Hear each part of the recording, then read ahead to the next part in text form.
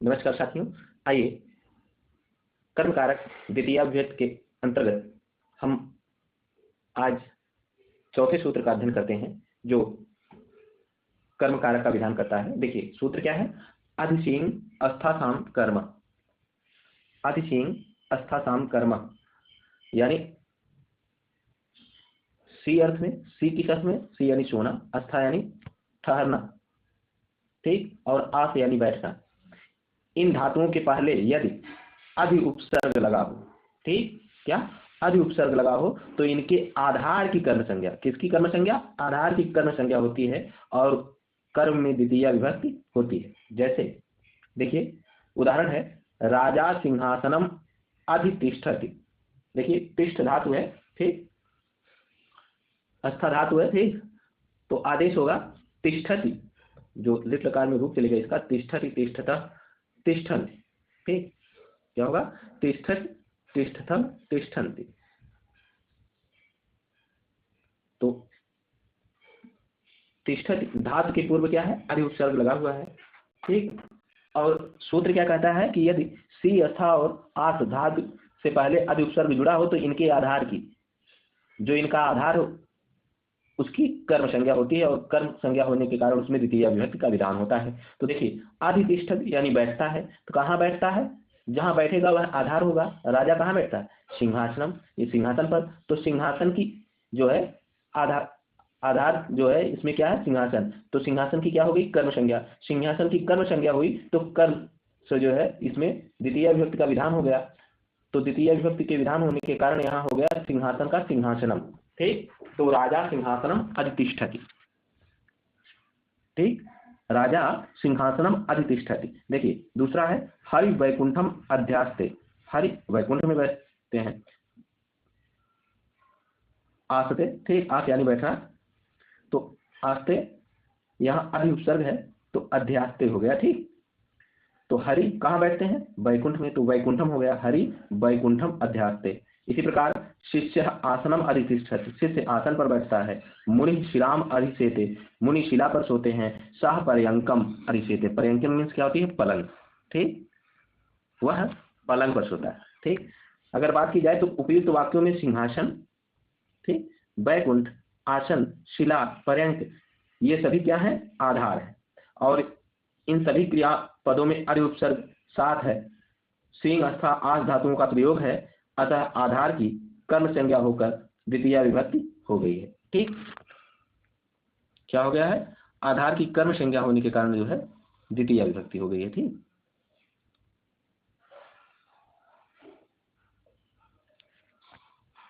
आधार की कर्म संज्ञा होने के कारण क्या हुआ है, द्वितीय विभक्ति, ठीक। अब देखिए पांचवा सूत्र जो है वो है अभिनिविष्ट। अभिनिविष्ट, अभिनिविष्ट क्या है, यह सूत्र कहता है कि देखिए यहाँ संख्या दी हुई है 1 4 47, यानी ये अष्टाध्यायी के प्रथम अध्याय के चतुर्थ पाद का 47वां सूत्र है। अष्टाध्यायी अगर आप सबके पास हो तो वहां जो है देखिएगा कि प्रथम अध्याय के चौथे पाद का 47वां सूत्र जो है, ठीक है।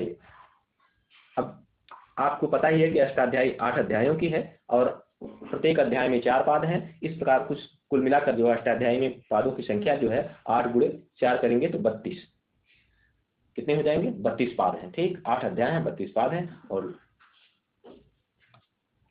लगभग 4000 जो है सूत्र हैं, ठीक। देखिए अभि और नी, अभि और नी इसी क्रम से ये दोनों ही उपसर्ग यदि विष धातु के पूर्व आए, अभि और नी इसी क्रम से, यानी पहले अभि हो और बाद में नी हो, ये दोनों उपसर्ग यदि विष धातु से पहले आए तो आधार की कर्म संज्ञा होती है। ये भी कहता है, ये सूत्र क्या कहता है कि यदि अभि नी जो है क्रम से आए और किससे पूर्व, विष धातु से पूर्व, तो इनकी कर्म संज्ञा होगी और कर्म में द्वितीय विभक्ति होगी। जैसे संतः सन्मार्गम अभिनिविष्टे, सज्जन सन्मार्ग में प्रवेश करते हैं। यहाँ अभिनिविष्टे में अभियोमनी उपसर्ग के साथ विष धातु का प्रयोग हुआ है, अतः सन्मार्गम आधार की कर्म संज्ञा होकर द्वितीय विभक्ति हुई है। सन्मार्गम में अगर पूछे, यहाँ ये पूछ लिया जाए आपसे कि सन्मार्गम में, देखिए यहाँ सन्मार्गम जो है इसमें द्वितीय विभक्ति किस सूत्र से हुई है, तो अभिनिविष्टे अगर बाद में है तो आप कहेंगे कि अभिनिविष्ट सूत्र से जो है तन्मार्गम में द्वितीय विभक्ति का विधान हुआ। ठीक। और छठा सूत्र है उपानवध्यांगवत्। उपानवध्यांगवतः। देखिए उप, ये सूत्र क्या कहता है, उप, अनु, आदि या आंग, इनमें से कोई भी उपसर्ग यदि वस्तु धातु के पूर्व आए तो आधार की कर्म संज्ञा होकर द्वितीय विभक्ति का प्रयोग होता है। ठीक। जैसे राजा नगरम उपवसति, अनुवसति, अधिवसति, आवसति। तो देखिए यहाँ है क्या, उप, अनु, अधि या आंग। आंग में जो है जो अंतिम नकार है उसकी संज्ञा हो जाएगी तो आ ही बचेगा आंग का। ठीक। तो उपवसति, अनुवसति, अधिवसति या आवसति हो। ठीक। तो उससे पूर्व जो आधार होगा इनका उस वाक्य का, उसमें जो है उस आधार की द्वितीय विभक्ति होकर कर्म संज्ञा हो जाती है और द्वितीय विभक्ति का प्रयोग हो जाता है।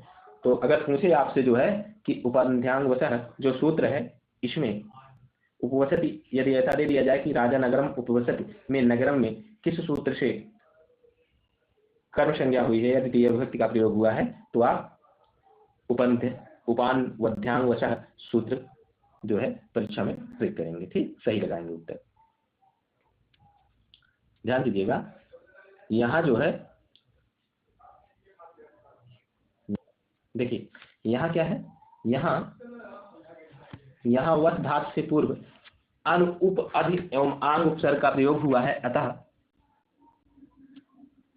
आधार नगर जो है उनकी क्या हो गई है, कर्म संज्ञा हो गई है और कर्म संज्ञा होने के कारण में द्वितीय विभक्ति का प्रयोग हो गया है। ठीक। किसमें, ये जो आपको सूत्र दिख रहे हैं, ठीक, ये वाले सूत्र के जो उदाहरण है इसमें बता रहा है कि इसमें द्वितीय विभक्ति क्यों हुई है, क्योंकि वस धातु के पूर्व उप, अनु, अधि एवं आंग उपसर्ग का प्रयोग हुआ है, इसलिए इनके आधार जो नगर है उसकी कर्म संज्ञा हो गई है और कर्म संज्ञा होने के कारण द्वितीय विभक्ति का प्रयोग हो गया है। ठीक। देखिए अगला सूत्र जो है वह सातवां है अंतरांतरेण युक्ते। क्या है, अंतरा अंतरेण युक्ते। अंतरांतरेण युक्ते यह क्या कहता है, यह अंतरा यानी मध्य और अंतरेण यानी बिना, इन अव्ययों के योग में द्वितीय विभक्ति होती है, ऐसा कहता है। अंतरांतरेण युक्ते सूत्र क्या कहता है कि यदि अंतरा यानी मध्य में और अंतरेण यानी बिना, ये दो अव्यय जहां पर प्रयोग में आवे उनकी भी क्या होगी, कर्म संज्ञा होगी और कर्म संज्ञा होने के कारण जो है द्वितीय विभक्ति का प्रयोग होगा। क्या होगा, द्वितीय विभक्ति का प्रयोग। ठीक। जैसे देखिए यहाँ उत्तर आपको एक उदाहरण दिया गया है। ठीक।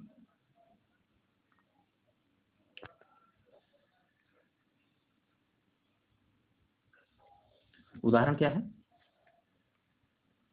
उदाहरण है ग्राम अंतरा ग्रामम नदी प्रवहति। दो गांवों के बीच में क्या है, नदी बहती है। संस्कृतम अंतरेण, क्या है, संस्कृतम अंतरेण किमपि जानामि, संस्कृत के सिवा कुछ नहीं जानता। क्या है, संस्कृत के सिवा कुछ नहीं जानता। हाँ, और देखिए सबसे प्रमुख जो सूत्र बार बार परीक्षाओं में जहां से प्रश्न पूछे जाते हैं, ये अभितः परितः समयानिकषा हा प्रतियोगे अपि। अभितः परितः समयानिकषा हा प्रतियोगे अपि। यहाँ देखिए आरपीएससी लिखा, मतलब ये आरपीएससी सेकेंड ग्रेड में जो है वहां पर पार्टिकुलरली मतलब विशेषता यह सब जो है सूत्र जहां जहां आरपीएससी लिखा है यह सूत्र वहां परीक्षाओं में पूछा जाता है। ठीक, उनके कोर्स में।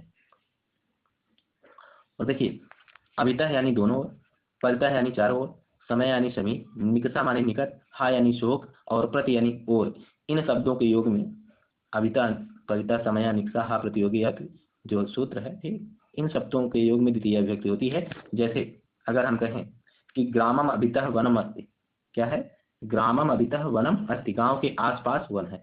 तो ग्रामम में द्वितीय विभक्ति क्यों हुई, क्योंकि अभितः शब्द है। यहाँ क्या है, अभितः।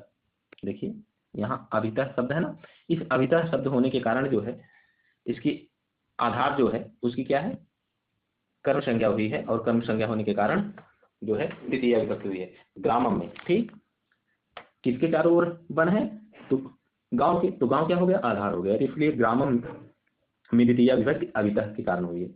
अगर आपको उदाहरण में कहीं भी अभितः परितः समयानिकषा हा प्रति आदि जो है शब्द दिखे तो तुरंत आप जानिए कि इनका जो आधार है आधार की पहचान कीजिए और उस आधार में द्वितीय विभक्ति का विधान करिए। जैसे यहाँ गांव के आसपास वन है, तो किसके आसपास वन है? गांव के, तो गांव जो है आधार हो गया, इसमें इसलिए जो है ग्रामम में द्वितीय विभक्ति हो गई। ठीक। आश्रमम अभितः वृक्षाः सन्ति, आश्रम अभितः वृक्षाः सन्ति, आश्रम के दोनों ओर वृक्ष हैं, आश्रम के दोनों ओर वृक्ष हैं, अभितः लगा हुआ है। ठीक। अभितः से आप जान गए किसके चारों दोनों ओर? आश्रम के। तो आश्रम जो है आधार हो गया, इसलिए आश्रमम द्वितीय विभक्ति में इसका क्या रूप हो जाएगा? आश्रमम हो जाएगा। देखिए विद्यालय यम परितः वृक्षाः सन्ति, विद्यालय के चारों ओर वृक्ष हैं। ठीक। तो विद्यालय क्या है? किसके चारों ओर वृक्ष है? विद्यालय के चारों ओर। तो विद्यालय जो है यहाँ आधार है, इसलिए आधार की कर्म संज्ञा हुई और आधार की कर्म संज्ञा होने के कारण उसमें द्वितीय विभक्ति हुई। तो विद्यालय को जो है द्वितीय विभक्ति में उसका रूप होगा विद्यालय। ठीक। फिर ग्रामम परितः उपवनानि सन्ति, ग्रामम परितः उपवनानि सन्ति, ग्राम के चारों ओर उपवन है। तो परितः शब्द है, तो परितः यानी चारों ओर, किसके चारों ओर? गांव के। तो इसलिए यहाँ भी आधार क्या है? ग्राम है, ग्राम में आधार होने के कारण द्वितीय विभक्ति। लंका समया सागर अस्ति, लंका के समीप सागर है। तो किसके समीप सागर है? लंका के, इसलिए लंका में लंकाम हो गया। ठीक। क्या हो गया? लंकाम समया सागर अस्ति, लंका में द्वितीय विभक्ति का विधान जो है समया के योग होने के कारण, यानी समया शब्द जो यहाँ है उसके कारण लंका में द्वितीय विभक्ति है। लंकाम निक्षा हनिष्यन्ति, लंका के समीप मारेगा। तो यानी यहाँ निक्षा शब्द होने के कारण लंकाम में द्वितीय विभक्ति हो गई। ठीक। और हा कृष्ण भक्तम, कृष्ण के अभक्त के लिए खेद है। हा कृष्णा अभक्तम, हा कृष्णा अभक्तम, यानी कृष्ण के भक्त के लिए तो खेद नहीं है, कृष्ण का जो अभक्त है यानी जो कृष्ण का भक्त नहीं है उसके लिए खेद है। बुभुक्षितम न प्रतिभाति किंचित, बुभुक्षितम न प्रतिभाति किंचित, भूखे को कुछ भी अच्छा नहीं लगता। क्या है? भूखे को कुछ भी अच्छा नहीं लगता। तो यहाँ प्रति के योग में, यहाँ जो प्रति शब्द है, ठीक, ध्यान दीजिएगा, यहाँ जो प्रति शब्द है, ठीक, इस प्रति शब्द को योग होने के कारण जो है बुभुक्षितम में जो है बुभुक्षित शब्द जो है उसमें द्वितीय विभक्ति लगी है, इसलिए यहाँ विभुक्षितम रूप बना। ठीक। छात्रः गुरुं प्रति, छात्रः गुरुं प्रति श्रद्धाति, छात्रः गुरुं प्रति श्रद्धाति, छात्र गुरु के प्रति श्रद्धा रखते हैं। ठीक। तो छात्र किसके प्रति श्रद्धा रखते हैं? गुरु के। तो गुरु क्या है? आधार हुआ, इसलिए गुरुम हो गया। ठीक। छात्रः गुरुं प्रति श्रद्धाति, स नगरम प्रति गच्छति, वह नगर की ओर जाता है। प्रति के योग में जो है यहाँ दोनों में प्रति शब्द के योग के कारण जो है इनकी आधार नगर और गुरु की क्या हो गई है? कर्म संज्ञा हो गई है। और कर्म संज्ञा होने के कारण यहाँ जो रूप बना है वह यहाँ देखिए नगरम बना और यहाँ जो है गुरुम बना। ठीक। तो ध्यान दीजिएगा कि अभितः परिता समया निक्षा हा प्रति, इनका जहां भी योग हो, योग होने का क्या मतलब? जहां कहीं भी ये उदाहरण किसी वाक्य में आने, ठीक, तो जिस वाक्य में आएंगे उस वाक्य का आधार जो होगा उसकी कर्म संज्ञा होगी और कर्म संज्ञा होने के कारण जो उसमें आधार की द्वितीय विभक्ति हो जाएगी। जैसे यहाँ क्रमशः ग्रामम, आश्रमम, विद्यालयम, ग्रामम, लंका, किसला, अभक्तम, बुभुक्षितम, गुरुम और नगरम में हुआ है। ठीक। देखिए अब एक और है,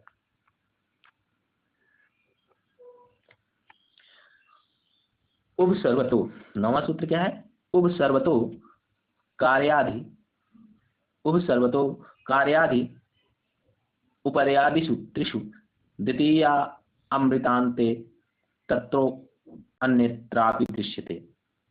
ये क्या है? उभयतः, सर्वतः, धिक, उपरि उपरि, ठीक, अध्याधिक, अधोवत पदों के योग होने पर भी जो है द्वितीय विभक्ति होती है। जैसे उभयतः नदी वृक्षाः सन्ति, उभयतः मार्गः वृक्षाः सन्ति, ठीक, नगरम सर्वतः प्रकाराः अस्ति, धिक् कृष्णा भक्तम, उपरि लोकम हरि, अध्यधि लोकम हरि इत्यादि। ठीक। अधोवध लोकम हरि।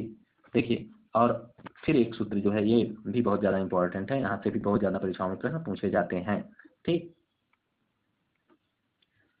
कालाध्वनो काला धनुर अत्यंत संयोगे। यदि किसी काल में कोई क्रिया लगातार हो रही हो तो ऐसे कालवाची पद में द्वितीया विभक्ति होती है।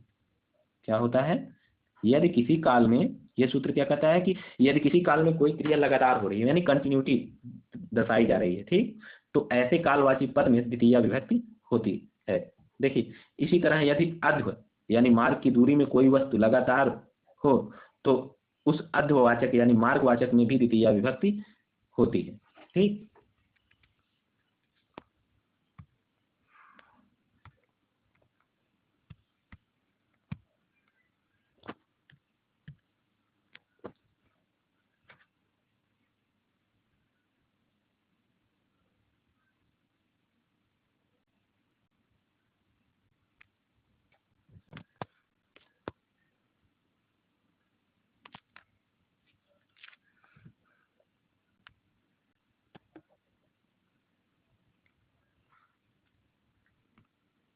अब देखिए, क्योंकि हम लोग कालवाची का पढ़ रहे थे तो काला धनुर अत्यंत संयोगी, तो इसमें जो है काल में जैसे मार्गवाचक है अगर कोई शब्द तो छात्र क्रोशम अधीते, छात्र कोष भर लगातार पढ़ता है।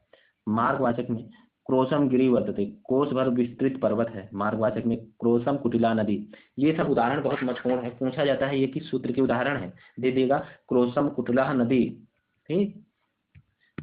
ये तीनों उदाहरण जो हैं महत्वपूर्ण है, इसमें दे दिया जाएगा और पूछ लेगा कि क्रोशः गिरि वर्तते, क्रोशम कुटिला नदी, क्रोश छात्र क्रोशम अधीते, तो ये किस सूत्र के उदाहरण है, तो काला धनु अत्यंत संयोगी, इस सूत्र के, ठीक। और कालवाचक में देखिए समासम, ये तो मार्गवाचक थे, और कालवाचक में सहमासम अधीते रामायणम, वह महीने भर रामायण पढ़ता है। सह सप्ताहम पठिष्यति, वह सप्ताह भर पढ़ता है। छात्रम मासम अधीते, छात्र महीने भर लगातार पढ़ता है, इत्यादि, ठीक। फिर इसके बाद हम सब मिलते हैं अगली वीडियो में, तृतीया विभक्ति करण कारक का अध्ययन उसमें करेंगे, उसके प्रमुख सूत्रों पर चर्चा करेंगे। तब तक के लिए नमस्कार। आशा है आप सभी को अच्छे से समझ आया होगा।